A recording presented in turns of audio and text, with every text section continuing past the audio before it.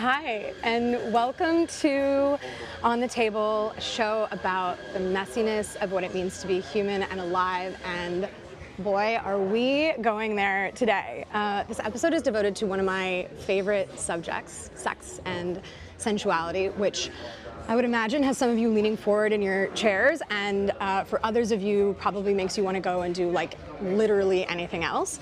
And I get it. Sex can be an incredibly powerful force in our lives, and it's also really loaded. It's also representative of so many of the big themes that we talk about on the show, which is to say so many of the big things that we are tackling in our lives. Feeling alive, getting curious, knowing ourselves and others deeply, feeling seen, our capacity for connection and pleasure and power and vulnerability and passion, releasing shame, surrender, and of course, all the ways that we're asking ourselves if we're doing it right, but are probably too embarrassed to actually ask anyone. And that, I think, is because sex, like finances, is one of those things that we are, I think, led to believe we should be inherently deeply knowledgeable about, even though we so often have been taught very little, if anything at all. And often what we have been fed about sex and sensuality is misguided, if not downright insidious. And a lot of that stuff has to be unlearned over time.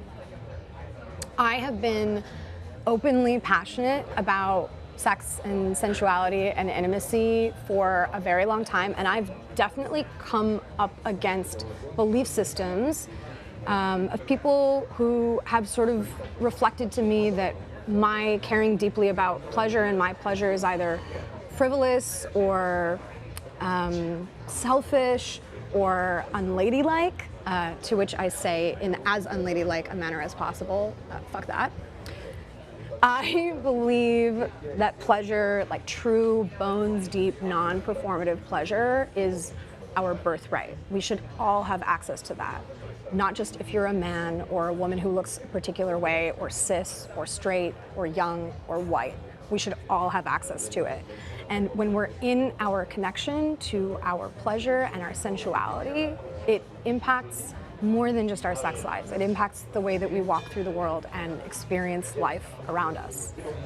And that is why I so love my guest, Kiana Reeves, to whom I owe a pretty endless debt of gratitude, because her work, but also her way of being, is a constant reminder that great sex can be a pathway to the deepest parts of ourselves, to the deepest forms of intimacy with our partner, and also to a connection to something larger. I mean, like, it can be really transcendent and spiritual. It can also just be a lot of fucking fun. Her titles are numerous. I want to make sure I get these right. Among them, somatic sex educator, embodiment and intimacy coach, full spectrum doula, chief education officer at Foria, which we will definitely talk about. She's also mom to 2 beautiful children and soon to be wife. And she's the creator of the Rosemap online course, which as of this taping on March 27th, just launched this week, and I reckon many of you will be signing up for by the end of this hour. I'm your host, Serena Smith. Of course, behind the camera is my director and husband, Ian, alongside our small but mighty crew. And per usual, we're coming to you live from Zinqué restaurant in Venice, California. Shoot your questions, be brave, and shoot your questions for Kiana into the chat. We'll ask those later. And Kiana has so generously offered us a discount code on all Foria products. Use the code on the table for 20% off, and you're going to want to use that. There is maybe no brand on the planet that I more enthusiastically recommend. Wow. Yay! What an intro. What an intro. It's so nice to be with you here. Me too. And cheers. Cheers. Cheers. Right to be. So fun. So oh my God, so good. I seldom start an interview this way, But I think a definition here is really important because I think the word sex conjures like a million different things to different people. Like, is it about penetration? Is it about partnership? Is it about orgasm? So level set us. Like, what is sex to you and why is it important for us to be taking a look at it? Sex to me is actually an energy to work with, and it can be a very physical experience, but it's an innate and inherent erotic force within us that we can activate and connect with the other, connect with self, connect with many others. And the very limited and narrow definition we've probably mostly been taught about sex, especially if you're heterosexual and cisgendered, is this penetrative sex. Like, that is what sex is, which has kind of taught us all that everything in a sexual moment is leading to one particular point, one particular goal. The kissing then leads to the touching, which leads to the foreplay, oral sex, hand sex, which leads to the thing, which is the sex. And when we take that all apart and we just go, when I engage my sexual energy with myself or with a partner, I'm in that field of aliveness. I'm in that field of eroticism that is so nourishing, like so life-giving, and so wildly infinite. Then when we step into a sexual experience, in a sexual moment, there is infinite possibility in any moment for something new to emerge. And it makes it this really interesting experience that we can always be coming to in a new and fresh way. God, I love that. That is so beautiful and like worthy, I think, for probably all of us of like a rewatch multiple times over. I mean, I think because for so many of us, sex has existed in this like very narrowly parametered sense, and you're broadening it to mean something so much greater and like an energy with which you can walk through the world. The question then becomes like, how do you stoke that fire in yourself, right? If sex isn't the act itself, but it's something that exists within you, where does that journey of connecting to that energy begin? Definitely begins with self. And this is something, you know, because I work probably primarily with women and with people in partnerships. And we are very used to being told our desire is at the effect or of the effect of somebody else. So my desire is because my partner walks into the room and suddenly I feel desire. Or my desire is sparked because I watch a movie and I'm suddenly watching people kiss and I'm reminded of it. And when we perceive our desire of at the effect of, it really disempowers us from the experience of being able to activate it in any moment or touch it in any moment when we want to. And so part of my work really is this reorientation around desire and aliveness, and eroticism is always there. It's this infinite well that you can tap into in like a yoga practice type way, where you carve out space and time to spend that energy with yourself, nourish that energy with yourself, and then it becomes this resource for partnership. It becomes this resource for you when you're stressed or when you're disconnected or when you're lost, confused, emotional, all of it. It can be this place that you go and you cultivate it, like practice, you know, and sometimes that might be a solo sexual experience or masturbation. More often than not, I think there's a field of sensuality that you can enter into that has nothing to do with genital touch and everything to do with feeling pleasure in your body in this way that's just massively nourishing and grounding and opening for your heart and your body. And that's where I like to start. That's where I start with clients, is like finding that space as a place where you can always go for yourself. I think for me, you brought up yoga. I think for me, dance is like a huge channel for that. I talk about it on every single episode of this show. It's like a major character of the series at this point, but I'm part of this like queer line dancing community, and love it just gets so me much. like riled the fuck up, you know? Come home at Hell yeah. 1 in the morning and I'm waking up, you know, I'm like, it's time to go, babe. And I have been fortunate enough to have understood that pathway my entire life, and also like the comfort that that brings me in my own body, which is such a huge component of having really connective, pleasurable sex. But for people who don't necessarily know what that pathway might be, like what recommendations do you have? Or are there certain things that you've noticed like tend to help people spark it in themselves? Yeah. So alone time to me is like essential, and a lot of people, especially like mothers or people with families, are like, I get no alone time. I have no alone time. I have no space in my life, you know? And you do. Like if you take a shower, or you bathe, or you have 5 minutes before you go to sleep where, you know, your eyes are closed, like you can enter this space in very small moments. Drive a car to the grocery store alone. Like the spaces in between are often a really good place to start working this, like, how do I feel in my body? Can I wake something up in myself that's just mine? That's not, again, I'm going back to like at the effect of someone else, because when we define sex as this thing that happens with other, then our awareness is on other, right? We're thinking about their experience, we're feeling and looking at their body. Some of our awareness is also on ourselves, but more often than not, especially if you're a woman, you have some part of you wondering, thinking what their experience is, feeling their experience. And so, and how are they feeling about me? What are they thinking about me? How do I smell? How do I look? How do I sound? Yada, yada, yada. And that just puts you in your head, which is the very last place that you are able to experience any type of sensation. So when you bring it back to sensation and have a practice of, I'm just going to learn what feels good, which is a really simple place to start, but it brings you into your senses, which is the sensual. Your senses are the sensual. And even if you're just driving, right? You're driving your kids to school, or you're driving wherever you're driving, and you just rock your hips a little bit, and you're just like, you don't close your eyes like I am because you're driving, but you know, you're like, oh, like my body's like in this chair, and I can feel good in it right now without anything, without any stimulation. You start to tap into this field that, like, there's a few different ways we can access pleasure. We can stimulate it externally. We can, like, you know, to touch ourselves in a particular way. We can move ourselves in a particular way. We can create it. And there's this very beautiful state inside of us that is like pleasure that just naturally exists just by being alive.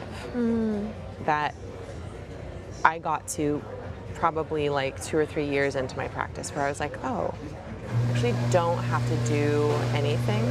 Like, I don't have to move my body in big, like, crazy ways to feel really good. I can do that, and I can experience immense pleasure there, but I can also experience so much pleasure in stillness. And so taking the moments in between to find this little thread of practice where you can kind of weave into your day some contact with your eroticism, some contact with your sensuality, so that it's being tended. Yeah. I think that this is such an important point, that I think so often so many of us tend to think about sex and sexuality and sensuality as this thing that like is almost siloed and lives in this like space and time, and it's like, oh, I'm like having sex, or I'm like getting turned on, and then the rest of the time I'm doing the rest of my life.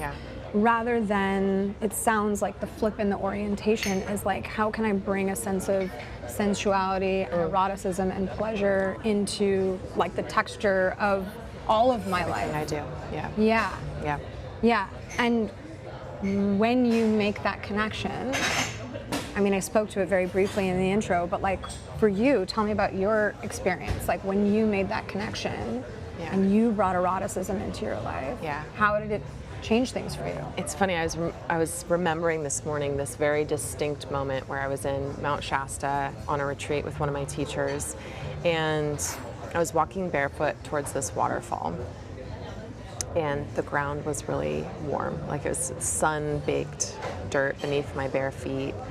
The bees were buzzing, the flowers were blooming, like everything was so alive.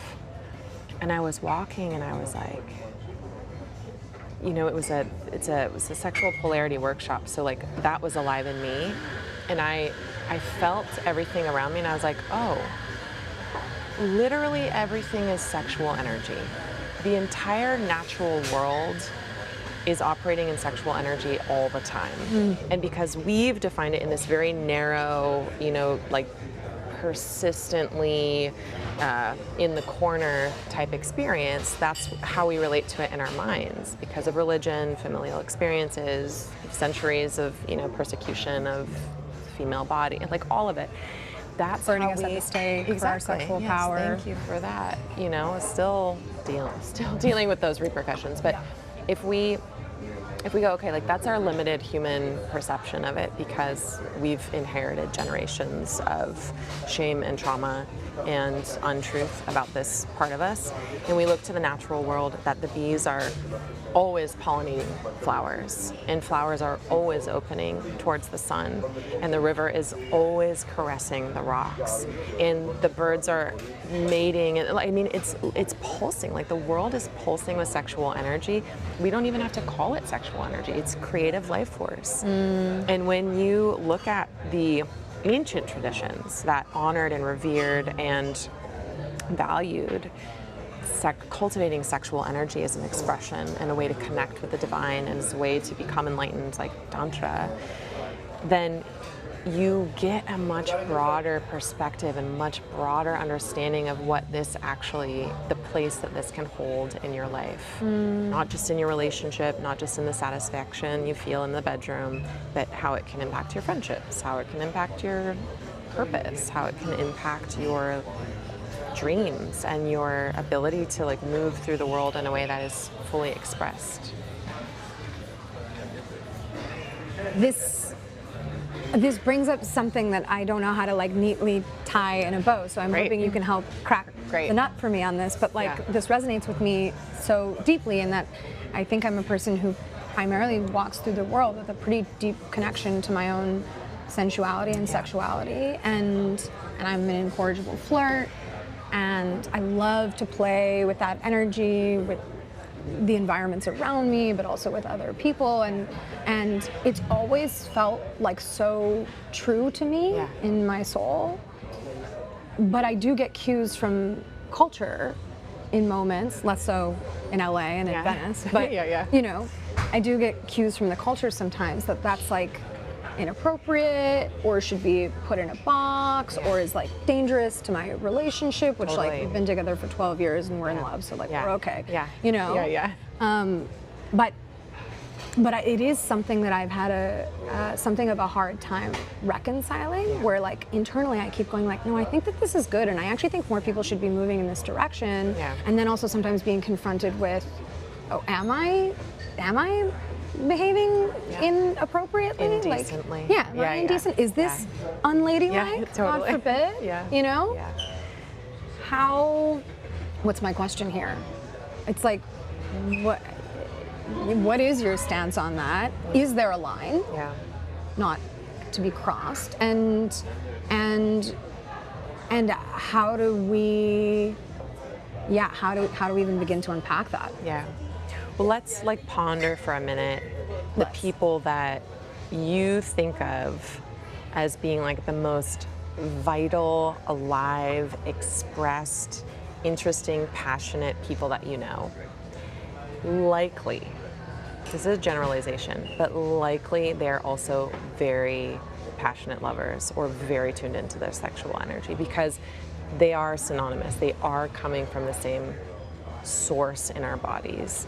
And so, like, the great poets, the great artists, like the great musicians, like there's a reason that there's all of these stories about, people being like, I don't want to say sex addicts, but like very sexually open beings, right? Because it's such an inspiring place, such a resource in our lives.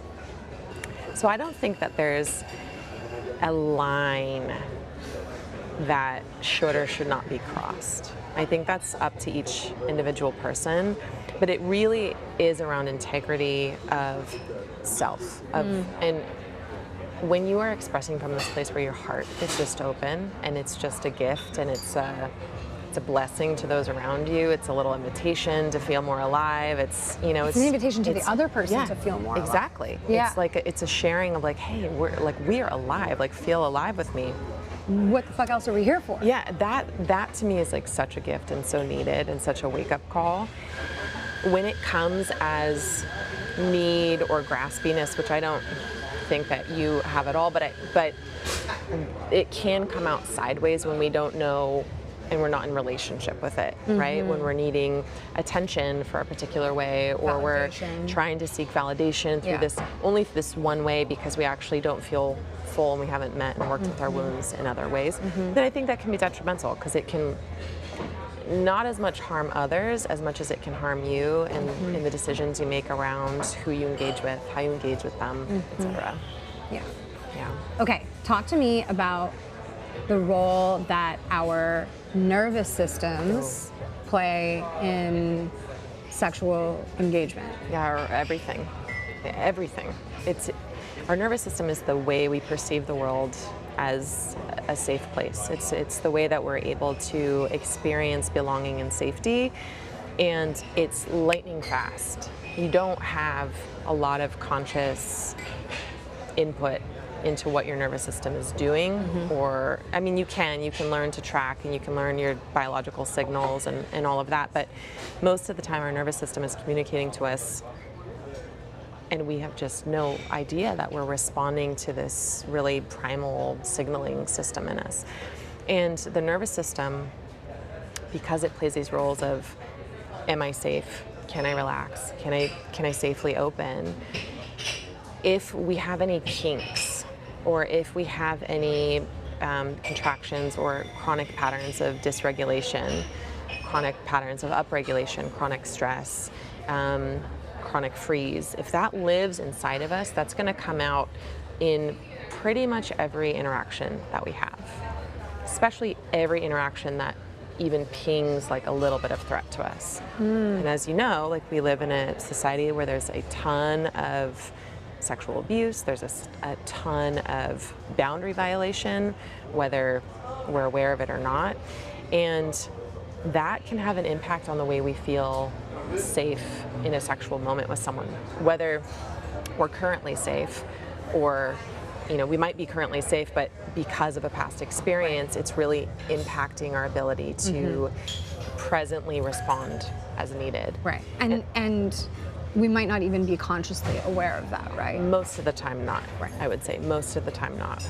And so being able to do, like, this is why the world of somatics is so important, why the world of nervous system healing is so important, why so many incredible modalities like EMDR and somatic experiencing, and I mean, just the people who are doing the work to help people who experience PTSD, but like, honestly, all of us have some level of nervous system work to do. It's so crucial because it impacts our most intimate relationships and how we show up in them. Yeah. So I think the question then becomes, like, how does somebody how do I, or anyone is just like a regular person walking through the world who, let's say, is in a partnership and is going into having sex, and it's just either like the libido isn't there and they don't understand why, or it sometimes feels good and sometimes you just feel numb, and I think in particular, if you're somebody who has a vulva, a vagina, like, sometimes you feel open and relaxed and other times you feel closed, and you don't understand why. Like, what are the cues that we can start tuning into to recognize, like, oh, my nervous system might be dysregulated right now, and then what are the tools to bring it to a place of safety and calm, so then sexual experience can be deeply pleasurable? Yeah, that's a great question. A good access point is being able to go, okay, what am I feeling? What am I feeling? Like, pausing. What am I feeling? And feeling in an emotional sense is a great way to check in, but also, what am I feeling in my body? Like, what are my sensations doing? And we don't have a lot of sensate language here in the US. But what am I feeling? If I'm feeling if I do a body scan and I'm like, ooh, I'm feeling like my heart feels super dense and kind of like it's like drooping, like, literally try to describe to yourself the sensations in your body. And then you think about things like this. I feel heavy-hearted, right? Which is synonymous with sadness or grief or just like a heaviness of the spirit, right? Our sensations are often pointing to emotions that want to be felt that haven't been able to be felt for whatever reason. This could be as simple as I've spent the day working my ass off, thinking, doing, and being on total nervous system override of my needs, and now I need to feel. Or it could be a long-lasting kind of like chronic dissociation or inability, protective mechanism to actually like feel the feelings that want to be felt in our body. So one thing that's important is to make space to feel your emotions and understand what a huge impact they have on your libido. If you have old resentment, if you have stuff coming up with your partner that like has not been cleared, of course you're not going to want to have sex. Like, who does? Not me. Like, no thank you. And so the heart is this place that like has to be excavated because the heart is intimately involved in our sexual pleasure and our sexual openness, our sexual response. And then the second piece is, I would say, more biological and hormonal. And it comes into play like, are you chronically stressed? Do you have really high cortisol? Are your sex hormones being thrown off by all of the things that, you know, you're go all the time and you're actually not producing the sex hormones because your body's prioritizing that cortisol production because you're in survival mode. According to your body, you are in survival mode. And that will totally impact your libido and your ability to be, or even desire to be, intimate or connected. Not only that, but when you look at these kind of how your body prioritizes your needs. You need to sleep, you need to eat, you need to breathe, you need shelter, you need, you know, connection, all these things. Sex will be down on the bottom of the list if the other needs aren't met. So if you're stressed, your body's like, yeah, that's like not that important to me right now. Right. So those are a few like pockets to look in. And then the third is just like, how often are you tuning into that space on your own? Like, how active are you there? Because if you're not cultivating a relationship with it, it probably will drift a little bit into the background, and you can always like tune it back up. Like, that's the thing, it never goes away. It's never gonna like leave you, but you might need to, you know, bring it into the mix a little bit more. Well, this is something that you said that like like still to a degree continues to blow my mind, which is that your most important sexual relationship is with yourself. Yeah. You know, people don't like that. No, really, I wasn't sure like, I liked it when I first heard it. Totally. I don't know if I like it. I'm like, I want it to be someone else. I don't want it to just be me. I'm me. You know, like how many times people say like, yeah, but I get bored with myself. I get so bored with myself. And that, like, I get that. And if you, and this is getting a little like out into the like, what is self, but if you're experiencing your capacity for pleasure and love and connection, not just as like little me and my little body masturbating, you know, but you're like, actually this is me as an expression of life, connecting with the divine, and like there's so much to be felt, so much depth here, like so much that wants to be revealed to me through my body that I have no idea about. Like then it becomes a little bit like a treasure hunt and less like a goal-oriented, I'm trying to get off experience. And I think that's the way we turn it and frame it, so that yes, lover is like, to have a lover is one of the best experiences in the whole world. Like, I'm not negating that. Or multiple. Having lovers, I mean, being fulfilled sexually in all ways is epic and important. And when it begins with you, then your ability to share that with another is so greatly increased, and it will just like continue to allow you to open to partner or partners in ways that because you've done it with yourself. And something that you've talked about that I also love is, you just spoke to it a little bit about it not being so outcome or goal oriented, right? Like not going into the process and just being like, okay, I've got like 4 minutes and I want to come. And I'm gonna get in and get out. Which is also fun. Sometimes is what's necessary and needed. But But also, like, you've talked about cultivating a self-pleasure practice that isn't even necessarily rooted in masturbation at all, right? So you talk about the rocking the hips in the car, but like how else might that manifest that can like sort of bring us, male, female, non-binary, straight, gay, whomever, that can bring us all into our eroticism a little bit more and isn't so focused on the orgasm moment? Yeah.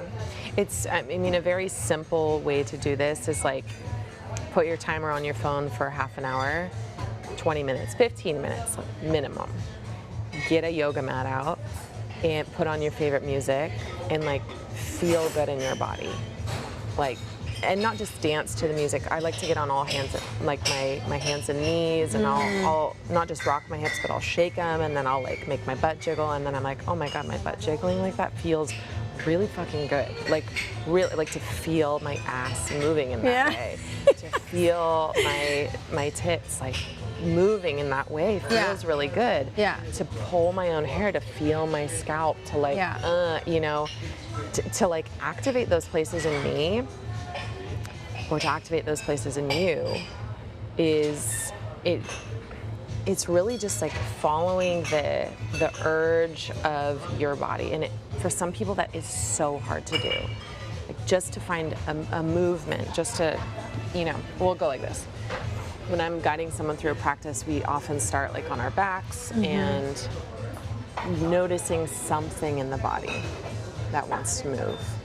And more often than not, 30% of the room is able to find a little something, and then the other people are like, can't find it.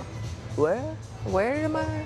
Like, I'm trying, so you have to try new stuff, because these are just neural pathways that we've worked again and again and again. And typically when people masturbate, they masturbate the same exact way that they have been since they've been a teenager. And if we can kind of get a new pathway in there, it means trying something new and not being sure about it. And so that means like get on your mat and do weird stuff. You might start moaning, you might like, you might go, oh my God, like I've really never made this sound before, or I've never moved this way before. And that's what you're looking for. Does it feel good? And is it opening you to a different new part of your expression? I love you, oh my God. And I think part of what's important about this, correct me if I'm wrong, is that like, listen, if you're in a deeply vulnerable and open partnership, then yes, theoretically you could go on that journey of exploration with somebody else. But it is vulnerable and it can be really uncomfortable. And the process of getting curious about yourself also might mean hitting some dead ends or moments of discomfort. And so there's something very valuable where you're next gonna have sex with, right? I did some work with I'm taking my shoe off so that I can get really comfy. I did some work with a feminist ethical porn site last year, which is a story for another day. But they had like polled all of their subscribers, and one of the biggest things that came out was that people who identify as women, overwhelmingly, like the #1 issue that they were facing was the ability to orgasm either by themselves or with a partner consistently. Like it actually, it was pretty sobering to see how widespread an issue it is. When this is coming up for people, what is at play? And I think it can feel so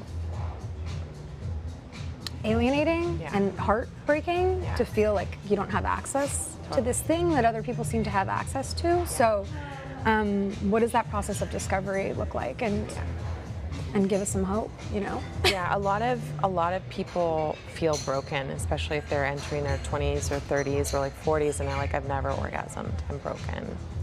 And we just were not taught how the female body works. Like we absolutely were not taught how it works. And so the majority of media and porn is focused on male pleasure. And if that's what you've been exposed to, you're this isn't a word, but you'll know what I mean, transposing, maybe it is a word. You're transposing that idea of how the male body works onto the female body and going like, oh, why am I not getting off in like 5 to 10 minutes? Why am I not suddenly aroused and at my peak fullness like within just a few minutes? Why is basic penetrative sex not making me come? Yeah, exactly. Yeah. And one thing that I think just surprises people is imagine how much blood you need to flow into a penis to become erect. Like that's a solid amount of blood that needs to move into the genitals. The vulva needs that amount. The vulva and vagina, same erectile tissue, distributed differently, distributed under your labia, your clitoris, and intravaginally, but needs that amount of blood. And on average, it takes us 20 to 40 minutes to reach those heightened states of arousal, not like 1 to 2 minutes that happens with most people who have penises. And so that's one reason, because we have this incredible network that takes a little bit longer, needs to warm up, needs to fill up fully, needs to engorge for there to even be intravaginal pleasure. Because the G-spot is the bed of erectile tissue that fills up the very last. Like what's under your labia, what's your clitoris, your perineal sponge, they all fill with blood, right? The G-spot, the G area is called the urethral sponge. It wraps around your urethra. There's also something called your AFE zone, and it's just right behind the G-spot. That whole area fills up very, very last. So a lot of the reason people aren't having intravaginal orgasms is because they're having penetration like way too soon. So that G-spot stimulation, A-spot stimulation, like it's not even going to feel remotely as pleasurable as it could be, because it needs to be full and engorged for it to feel really good. The second is when we think about orgasm, we think about it as climax, and we get very like focused and goal-oriented about it. And probably everyone will relate to this. You know, when you're masturbating or when you're reaching for orgasm, you get a little tense. You're like, you're grabbing for it, right? You're like, you stop breathing, your body, you're like, you know, and it's like tighter, tighter. We get tighter, tighter, more constricted. And the energy in our bodies does the same thing. The energy in our vagina does the same exact thing. So it constricts, it tightens, and it stops feeling in that moment because we're suddenly in thought. We're suddenly in this like going towards goal place in our mind that is not the place that orgasm happens. It's actually taking us in the opposite direction. And intravaginal orgasm, it's a little bit different than clitoral orgasm, because clitoral, like 80% of people are going to need clitoral stimulation to reach any kind of orgasm. And that's like, yes, combination orgasms are amazing. Like we have clitorises for a reason. Like bring them into your capacity to have intravaginal orgasms. Bring it into your cervical orgasm. But that's the clitoral orgasm can also be like an entry point of pleasure. So finding your way into a clitoral orgasm that isn't like I'm going, hold, into I'm getting close to this edge where I can feel orgasm is kind of like right there. And instead of tensing, being able to breathe and move that pleasure from like a very tiny focal point so that it instead spreads and radiates.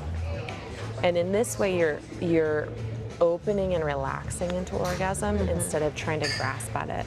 The same is true for intravaginal orgasm, and I know we were talking about this, is like I learned how to have an intravaginal orgasm in just the last few years because it was hard for me without my clitoris. It was something that was a little elusive, and I was like, I want to know if I can do that. And you were mentioning something similar. Yeah, you can go for it. Yeah, you were. I mean, you can learn this stuff, right? Yeah. Like you can learn this stuff, and you can teach your body how. And so, the G-spot orgasm, the A-spot orgasm, is an opening into, and it is not a grabbing for. As soon as you feel yourself grabbing for, it will vanish, and you will be in that like frustrated place. But if you can, and this is a trick too that I think is so important, it's not a trick, but this is something to pay attention to.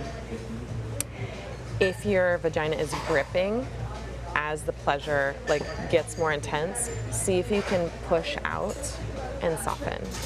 Just soften and push out, because the vagina needs to be really soft to feel the sensation that you're trying to feel, the subtleties of the contact.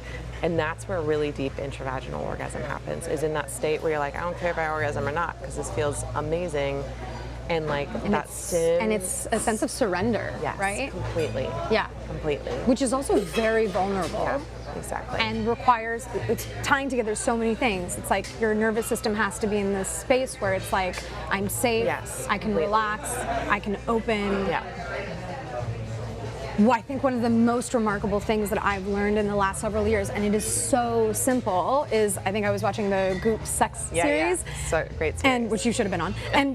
And one of the practitioners was talking about how so many of us as women or female identifying people learn about sex from porn. And in porn, often women are doing this really like panty thing, right? And that's what we're taught is hot. And I did that for so much of my life and didn't even realize that I was maybe operating outside of the trueness of myself. And she was explaining, like, when you do that, it signals to your nervous system that you're in danger and your body closes up. And what you actually need to do is slow down your breathing, take long, deep breaths, and just changing that one thing, changing that one thing completely changed how my body was responding, right? That's amazing. And I have had the benefit. Sorry, babe, I'm going for it. We didn't talk about boundaries before this, unfortunately. It makes him look good.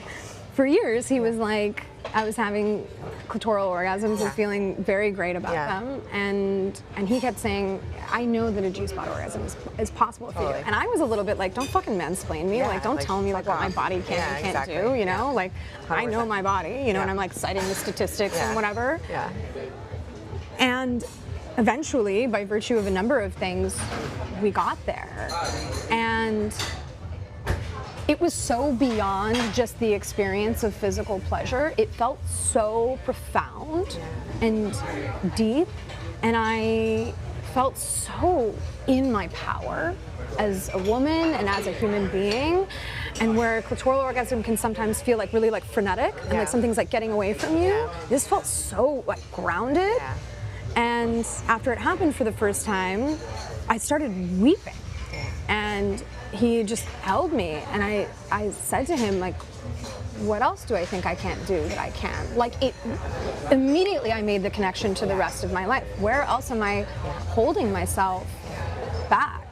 And if you're a person who just has clitoral orgasms, like, absolutely no shame in that whatsoever. But I do think that there's something really profound about going on the journey and like believing in yourself and being willing to explore, even if you're having really great sex, which I always was, of understanding that there might be still some other barrier to cross, some other level out there. Yeah, like a threshold. Yeah. So, you know, if you are a person who is, you know, already has a great sex life and knows how to come and whatever, where, I mean, you've talked a little bit about some of these things with breathing and our nervous system, but are there other pathways to try to get yourself to that next space? Like the space where you're like obliterated and like completely undone and like snot crying. Yeah, and like you're seeing God. And Totally. Yeah. You're in another universe. Yeah, so I want to kind of circle back to the clitoris really quick to tie up this loose end, which is, and you said this, and this is really important to remind people, is like, if you're having clitoral orgasms, fuck yes. Like, celebrate that. It's amazing. If you're having no orgasms, but you have lots of pleasure, celebrate that. That's amazing. And if you're interested in exploring these things, like, all of it's possible and all of it's on the table for you. Even if you have painful sex, even if you have no sex drive, even if you feel broken, like, this is a place of healing and immense richness, and like it's on the table, and we're on the table. So, yay! I love it. For me, what's happening intravaginally is really interesting because it's not just the vagina; it's the whole pelvic floor. And when we look at the body as the subconscious, which that is a science, like the body is the subconscious. The subconscious isn't like a place in our mind. our bodies are the repository of all of our unfelt emotions, all of the things that our experiences that are integrated, unintegrated, all like it Trauma, lives here. shame, Everything, joy, everything, all of it. everything, all the memories, everything's here. And so when you are intravaginal in any way, you're not just touching these incredible pleasure beds of erectile tissue that feel really like so mind-blowingly delicious. You're also touching muscles that maybe have like never get touched in any other way. There's piriformis, there's obturator internus, there's like all of these, this network, this diamond of muscles that hold things that want to be felt, right? And so when there's deep intravaginal stimulations, by like yoni massage is such an amazing thing, and getting in there and like really working with the tissues, you'll hit emotional places that are, you'll be crying about things that you didn't even know you needed to cry about. You'll be angry about things you didn't even know you were angry about. And that's why often really deep intravaginal pleasure often is associated with a deep emotional release, is because there is it's bound together, the ecstasy and the experience of being alive. And it kind of blasts it all open all at once, you know? Cervical orgasm is the same. I mean, cervical orgasm is like from the core of your whole body going like, it's like a, I don't even have a word for it, you know, like the way that it radiates from Yeah, we your probably womb literally space. don't have the we language. We don't. Yeah. And it is described as such a divine, sacred experience because the way it opens you. And that's really like what great sex does, is it opens you to more of yourself and more of the not self. It's more of the like the holy, the divine, the like sacredness of life. It is a vivid reminder of that. And so when you bring partnership into that, and you're in a moment of being completely blown open, and you can see clearly, it's like taking the fucking veil off and being like, oh, I have a short life, and it's over like that, and I have just this moment to love and feel, and you're right there with me, and we're in that state of like awe together. Like, it's no wonder that pretty much all of the art, or the majority of art that's ever been written, is about love, romance, and sex, because it's one pathway to God. And so for couples who are like, yeah, but like, how do I do that? Yeah, how the fuck do I get there? It's a lot. It really goes back to breath. Like, it really goes back to your ability to be fully in your body, in the present moment, with everything you're feeling, and the ability to feel into your partner. And if you can be in that state of conscious awareness, and that depth and that width of just like being able to be with what is as it arises, and in the feeling body, where every sensation is alive and there's love, you know, moving through you, and you're looking in each other's eyes and you're breathing together, like, that is the duality of feminine, masculine, yin and yang, the Shakti, Shiva, you know, these ancient dance of polarity that makes up all of life. Through your breath, and through your eye contact, and through feeling, like connecting your hearts to each other, and then being like with physically putting your hearts against each other? Yeah, I mean, that's a great start. Hearts and bellies, like central columns lined up. You know, you can sit in the yab yum position, which is on lap, you know, one person sitting on the other person's lap. Like legs wrapped around. Breathing together and looking into each other's eyes. And just that practice alone can start to reveal how little we allow ourselves to be seen. Like, when you start to really look in someone's eyes, and you see their face start to change, and you see their little boy, or, you know, them as a grandpa, and like timelines start shifting, and there's, I mean, it happens, and you're like, am I hallucinating? And you're not even on psychedelics. Yeah. Am I hallucinating? And you're not. You're so in that you travel to other places, and then you bring sexual energy into it, and you can start to imagine the way that you feel and connect with your partner is so much deeper and richer and more satisfying when it comes from that place of like really deep rooted in consciousness and love. I think it's probably important to mention also that, like, for some couples, even if they really love each other, like, the idea of this might feel really uncomfortable. Totally. Might sound crazy. And it's just being willing to sit in that discomfort. And do you find that if you're willing to sit in that discomfort and the eye contact and syncing up your breathing, that at some point it dissipates and it moves into comfort? Or does it take like repeated effort? It'll take a long time, depending on who you are and what your relationship looks like. Yeah. You know, just the simple act of slowing down and looking in each other's eyes. You don't even have to get on each other's laps. I mean, if you stared in each other's eyes for 5 minutes every day, something's going to change. That will change. Yeah. That will change. And you can't get away from the little micro expressions. You know, we hide a lot with our eyes. We're feeling sad, or if we're feeling uncertain, or if we're feeling upset. And when you're looking at your partner, there's no escaping that. So if you're disappointed, that's coming through. Yeah. And like, let it. Yeah. You know, let there be tears. Let there be like, I miss you. What? Like, where are we? You know, like all of that can be communicated through the unspoken. Right. And allowing for the space for it to not just feel sexy and hot. To like allow whatever's going to come up to come up, because ultimately letting that stuff come up is what's going to clear the path for you to be able to move into the passion, the joy, and the hotness. And that stuff like is the sexy, weirdly enough. It is. You know, like that stuff, the seeing what's real and what's true and acknowledging that together is the humanity, like is the part of us that is lovable and is available for connection.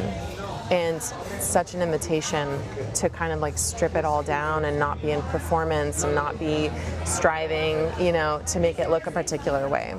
Intimacy is sexy. Totally. Yeah. And circling back to like the actual like physical experience, some of the best sex of my life has happened in stillness.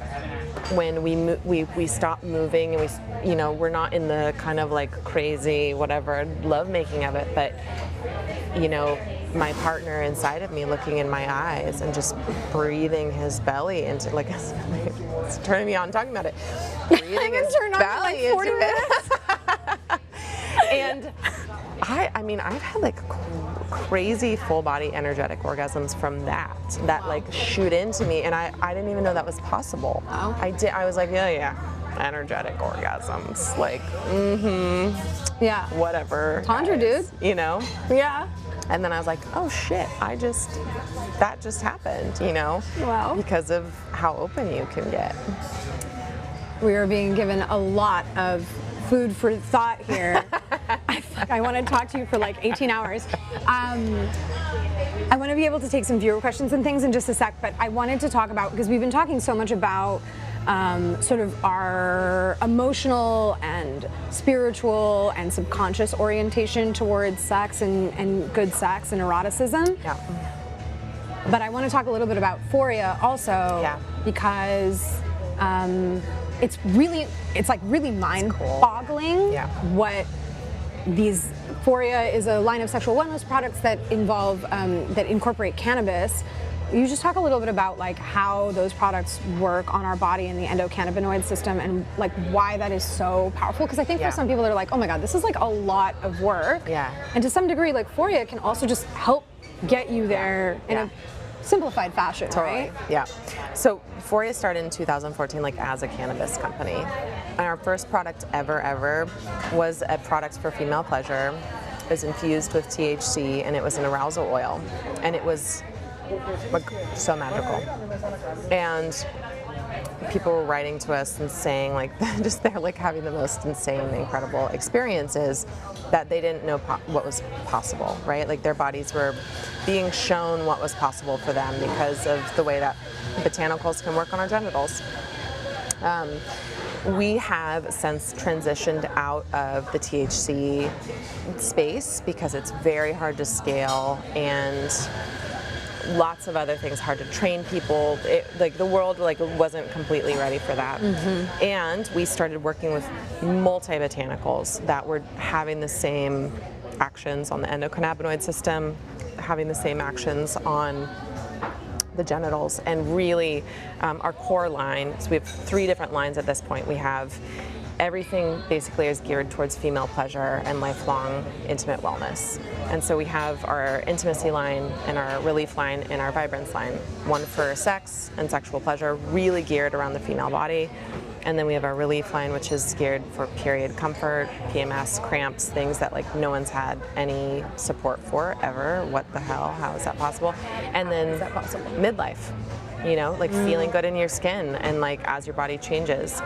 So the intimacy line, which is really most relevant to what we're talking about today, the arousal oil in particular is an 8 botanical makeup of these different plant extracts that activate the arousal that we were talking about, that 20 to 40 minutes for you to get peak arousal. These plants come in and they soak in through your vulva. It's very sensitive skin, it's very absorbent tissue, and it just makes everything feel so much more awake and sensitive to touch. And relaxed. Relaxed, pleasurable, comfort. I mean, there's a lot of things that it's doing, and that product in particular, that's our oldest product in this line, and people really go crazy for it because of the impact that it has. People are like, I never had an orgasm before. I didn't know I was able to have like 5 in a row, you know? Yeah. Like that is that product. It's like interstellar. It's interstellar. And then, you know, we developed a whole other line of like, we're like, okay, how does the female body work? What do we need that hasn't been made for us? Yeah. And that's really how we built that line. And so it's a phenomenal product. Everything organic. Everything plant-based. I mean, we cut no corners, you know. If you haven't tried it, use the discount code on the table, get your 20% off, buy the arousal oil, also get the lube. It's sex oil. The sex oil. It's remarkable. Yeah, it's so fun. What it can do. Okay. Huge fan. I want to stay here with you forever, but I want to do some viewer questions. Okay. Ooh. Okay. This is interesting because like I think a lot of this has been coming sort of from the perspective of women and female pleasure, and I think there can be an assumption that it's always just like easy for men also. Where do men tend to struggle in ways that they're often keeping private? Yeah. And how do they go about finding the courage to be like, what's the way to approach that if they're in partnership? Yeah. So I would say the two places that are kind of the most common would be, let's call it erectile dysfunction. I'm putting it in air quotes. Anything dysfunction I don't like. But erectile concerns, and then how long they're lasting before they ejaculate. So what we've been shown in porn is that, you know, the penis gets hard, it stays hard, it stays hard, it stays hard, it stays hard, it's hard the whole time, you're just hard. And then at the end you ejaculate as she does, or if she doesn't, who knows. Yeah. And what that does to men's psyche when they're hard and then they become unhard is that something's wrong with me, right? And it creates this cycle of like, oh, my body's not working right, I'm not gonna please her. Right. The penis is usually seen as like the only organ of like, that you can provide pleasure with. And so if your penis is fluctuating, then like, suddenly there's sexual anxiety, and then it goes into this like deeper and deeper cycle around it. Right. Which then just exacerbates the issue. Completely exacerbates it. Yeah. So penis fluctuations, erectile fluctuations are totally normal and can come in waves, just like the way that we're turned on and then we kind of got to find it again. And then we're turned on and then we kind of got to find it again. So knowing that your body can work like this means that when you go through a little dip and you become soft, how else can I experience pleasure? What would feel good now? You know, would my partner touching me with their hands feel good? Or, you know, like my thigh being massaged? Or, you know, would I like to experience like a mouth on me or whatever it is? But hands through my hair. Being like broadening it beyond the genitals, broadening it, like really like moving the energy all over the body, helping the body relax. And most often what you'll find is that then you'll get a resurgence. Like as soon as you're relaxed, you're able to get back into that state of arousal. And it's this very delicate balance between being activated and being relaxed, because you have to have a certain level of relaxation to enter into full arousal. But if you're too relaxed, you're going to fall asleep. Right. And if you're too activated, you're not going to be relaxed enough to maintain. So you really, it's like this, like I'm open, I'm relaxed, but I'm alive. Like that is the thing that's going to help you stay in that state.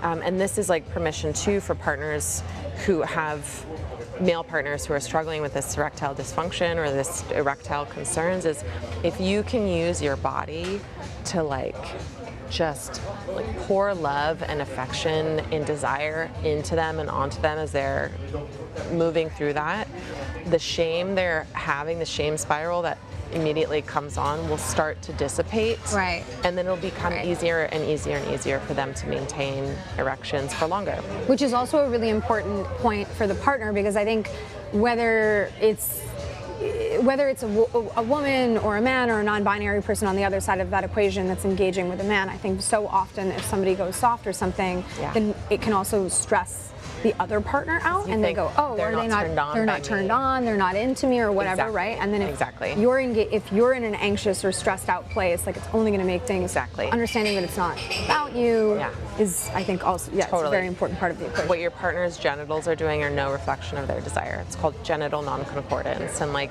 it can be a reflection of their desire, could not be. Could be reflecting lots of other things going on inside them. It's also like this, the myth that like if you're not crazy wet, that you're not turned on. If you're not wet, you're not turned on. I'm not turning you on. I'm not doing it for you. Let's strike that one for the, let that burn. The record today. 100%. Yeah.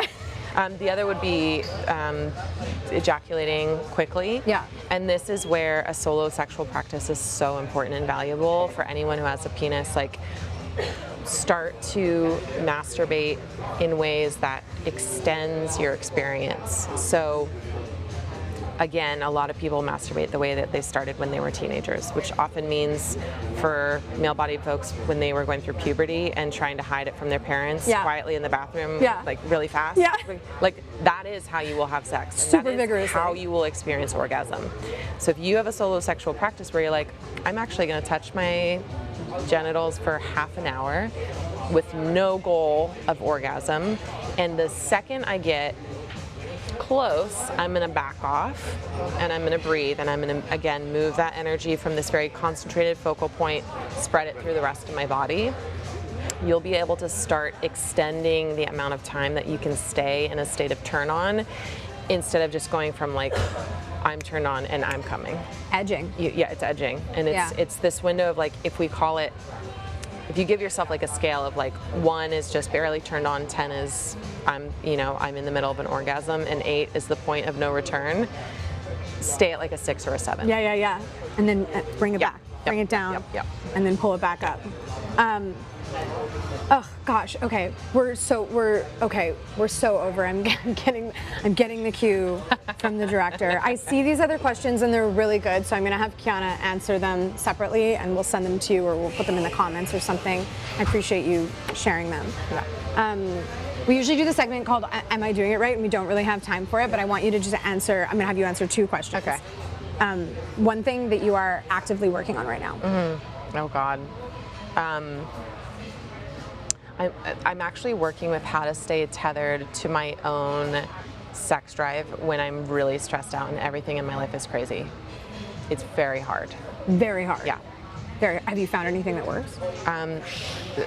Pretty much everything I've been telling you guys, which is like my own practice. Right. I'm like, just bring it to the mat, feel my body, like feel alive, remind myself how good this feels. Yeah. And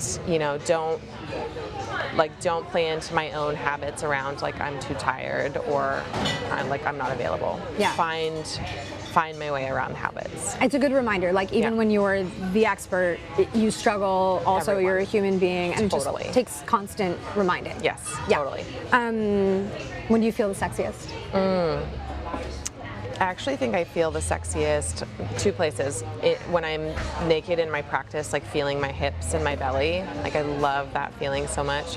And then I feel the sexiest when my partner is like looking at me and touching my body with so much adoration and so much desire.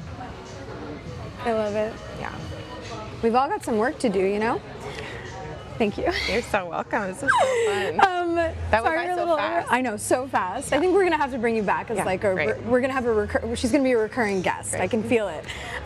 Thank you to Kiana Reeves. Go follow her on Instagram at Kiana Reeves. She like gives so much great free education there. Go to her website, kianareeves.com. Sign up for her Rose Map online course. Thank you to our sponsor, eclipse.video. Thank you to Zinqué. Thank you to you for watching and being open. Go stare deeply into somebody's eyes and see what happens and call me in the morning. This is On the Table. We'll see you next time.